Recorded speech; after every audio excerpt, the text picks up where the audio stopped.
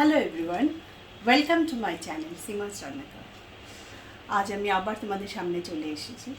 By the way, প্রথমে জিজ্ঞেস করি কেমন আছো সবাই। পুজো এসে গেছে, বাতাসে আকাশে পুজোর গন্ধ। নিশ্চয়ই সবার পুজো শপিং কমপ্লিট।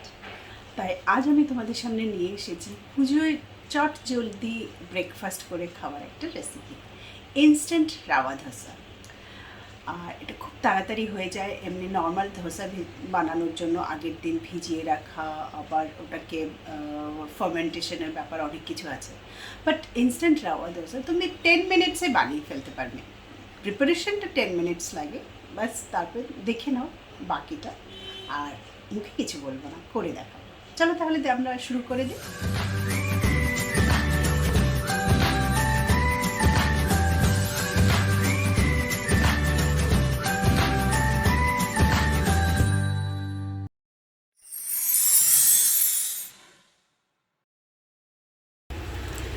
আমার এর জন্য লাগবে 1.25 কাপ সুজি। আমি অ্যাকচুয়ালি 1 কাপ যদি সমপরিমাণ যতটা সুজি নেব ততটা রাইস ফ্লাওয়ার নেব, কিন্তু আমার 1 কাপ নিলে অনেকটা বেশি হয়ে যাবে বলে আমি 1.25 কাপ নিচ্ছি।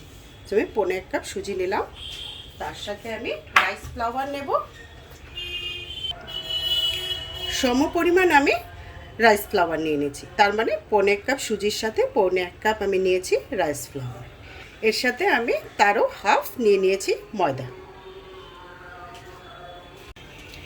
এবার এর মধ্যে আমি হাফ কাপ দই মিলিয়ে দেব। এবার এর মধ্যে অল্প অল্প জল দিয়ে এটাকে মিলিয়ে নিতে হবে।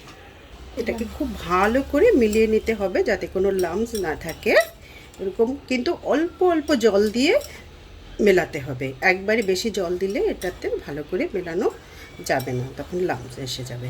এই জন্য অল্প অল্প জল দিয়ে এটাকে ভালো করে এভাবে মেলাতে হবে।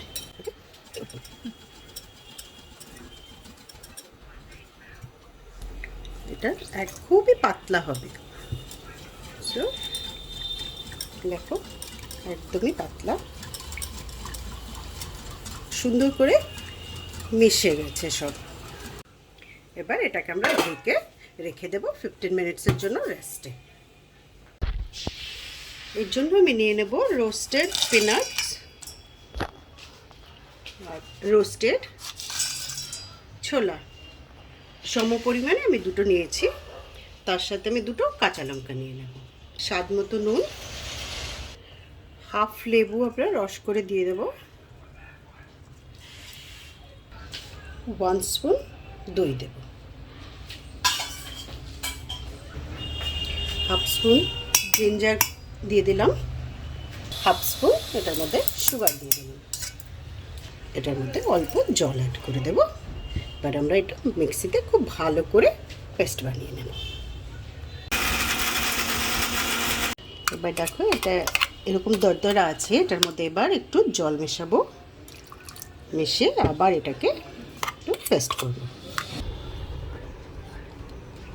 দেখো সুন্দর হয়ে গেছে আমাদের চাটনি রেডি।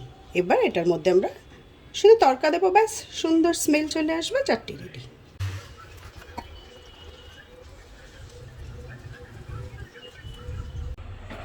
এবার একটা তড়কার কড়াই বসিয়ে একটু তেলটা বেশি কোয়ান্টিটিতে দিতে হবে।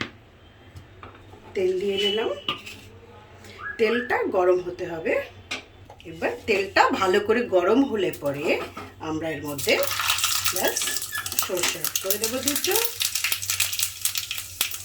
শুকনো লঙ্কা অ্যাড করে দেবো সঙ্গে। যেই এটা হয়ে যাবে সঙ্গে আমরা এর মধ্যে কিছু কারি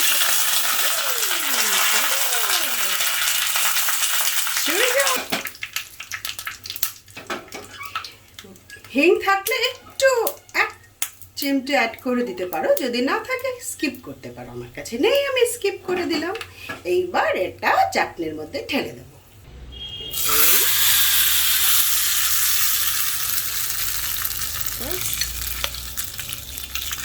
চাটনি রেডি। কি সুন্দর কালার এসেছে চাটনি।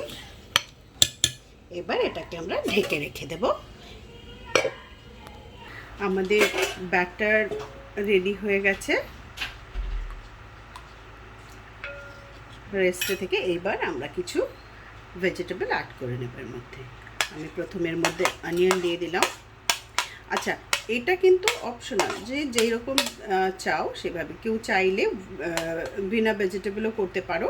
আই মিন যদি কেউ পেঁয়াজ খাও না তাহলে পেঁয়াজ স্কিপ করতে পারো। তার মধ্যে আমি ধনেপাতা দিচ্ছি অনেকটাই, আর একটু কারি পাতা ছোটো ছোটো করে কেটে দিয়ে দিচ্ছি। কারি পাতাটা অবশ্যই দেবে, এটা সুন্দর একটা ফ্লেভার আনে।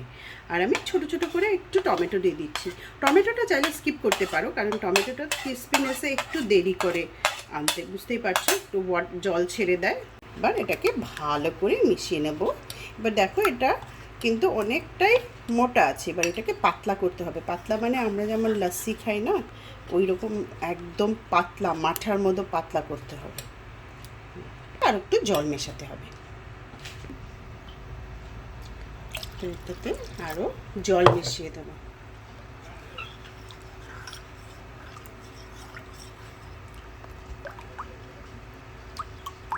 দেখো এইরকম একদম পাতলা হতে হবে।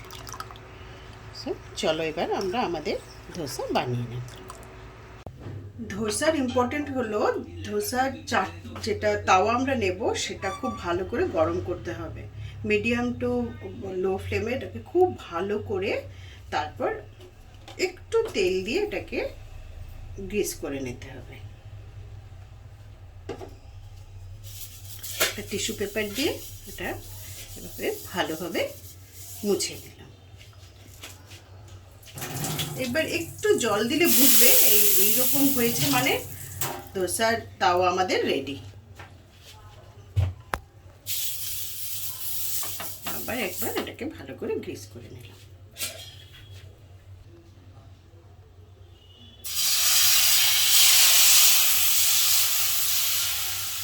এইরকম জালি জালি থাকবে, পুরো জালিটা বন্ধ করার কোনো দরকার নেই।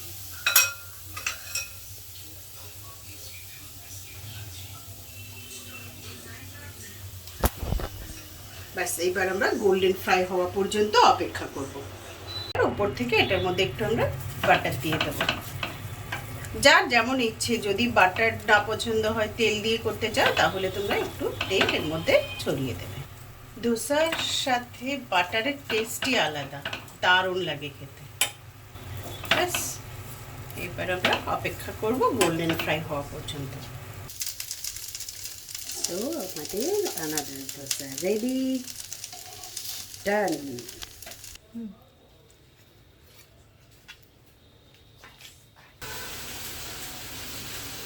সো আমাদের চাটনি অ্যান্ড ধোসা, এই হলো আমাদের ফুল প্রিপারেশন। দেখো দেখতে কি সুন্দর লাগছে, কিন্তু খুবই ক্রিস্পি, খেতেও ভেরি টেস্টি। চলো তাহলে খেয়ে দেখি কেমন হয়েছে। আজ কি জিনিস এটা? এটা ইনস্ট্যান্ট রাওয়া ধোসা। আরে বাহ, ধোসা তো আমার দুর্দান্ত লাগে, কিন্তু দোকানের ধোসাকে ম্যাচ করা আই ডোন্ট থিঙ্ক।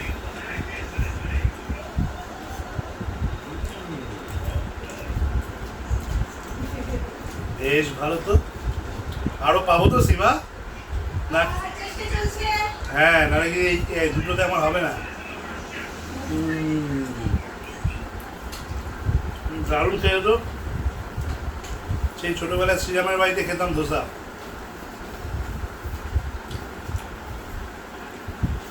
আরো দাও, আরো দাও। আমার আজকের এই রেসিপি তোমাদের কেমন লাগলো আমাকে কমেন্টে অবশ্যই জানিও। আর হ্যাঁ, তোমরা অবশ্যই বাড়িতে বানিয়ে ট্রাই করো, তোমাদের কেমন লাগলো সেটাও কিন্তু আমাকে জানাতে ভুলবে না। আর আমার এই চ্যানেল যারা যারা এখনও সাবস্ক্রাইব করোনি তারা অবশ্যই সাবস্ক্রাইব করবে, লাইক অ্যান্ড শেয়ার করতেও ভুলবে না। আর পুজো সবাই ভালোভাবে কাটাবে, হ্যাপি পুজো সবাইকে। চলো তাহলে আজকের মতো টাটা।